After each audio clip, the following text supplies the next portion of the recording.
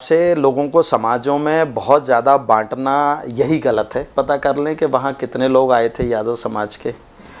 और ये वही लोग थे जो वहाँ चिल्ला रहे थे जो उस समय कांग्रेस में थे। अगर 2.5-3 लाख लोगों में से अगर 300 लोग कोई कार्यक्रम करते हैं और मुझे नहीं बुलाते हैं, तो मेरे ख्याल से इसमें कोई बहुत ज़्यादा विचार करने की या कोई वक्तव्य देने की ज़रूरत नहीं है। ये एक व्यक्ति भी अगर मेरे खिलाफ कह रहा है तो क्यों कह रहा है? पूरी समाज जानती है कि जब किसी भी कार्यक्रम में मैं उन लोगों से मिलता हूँ तो मैं उनका कितना सम्मान करता हूँ या नहीं करता हूँ।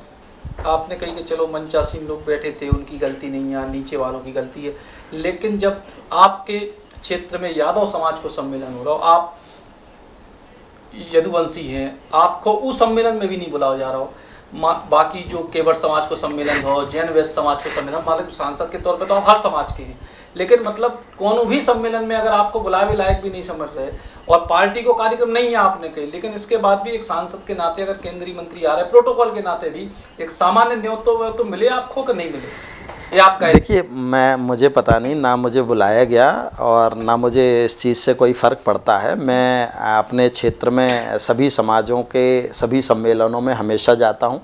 मेरे घर पर भी सभी समाजों के अध्यक्ष भी आते हैं, सभी समाजों के लोग आते हैं और हम एक घर परिवार जैसे रहते हैं। और मैं बहुत ज़्यादा इन चीज़ों में विश्वास भी नहीं रखता हूँ। मेरे लिए सभी समाजें समान हैं और सबका सम्मान है, और मैं तो एक परिवार की तरह सबके साथ रहता हूँ। वैसे तो मेरे हिसाब से लोगों को समाजों में बहुत ज़्यादा बांटना यही गलत है, पहली बात तो।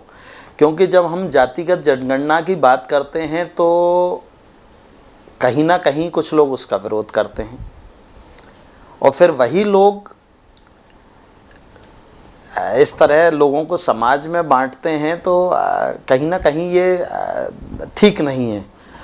और रही यादव समाज के सम्मेलन की बात, तो मेरे ख्याल से मेरे लोकसभा क्षेत्र में करीब 2.5-3 लाख से ऊपर वोटर है, 4-5 लाख यादव समाज की जनसंख्या है। और आप स्वयं पता कर लें कि वहाँ कितने लोग आए थे यादव समाज के, और ये वही लोग थे जो वहाँ चिल्ला रहे थे जो उस समय कांग्रेस में थे। तो ये बात अलग है, ठीक है, मैं भारतीय जनता पार्टी से चुनाव लड़ा था, मैं जीता था, पर कांग्रेस को भी वहाँ कुछ वोट मिले थे, तो उनके समर्थक भी हैं। अब ठीक है, उन्होंने नहीं बुलाया, नहीं कुछ किया, ये समाज के चिंतन का विषय है कि अगर समाज का कोई कार्यक्रम होता है और उस समाज के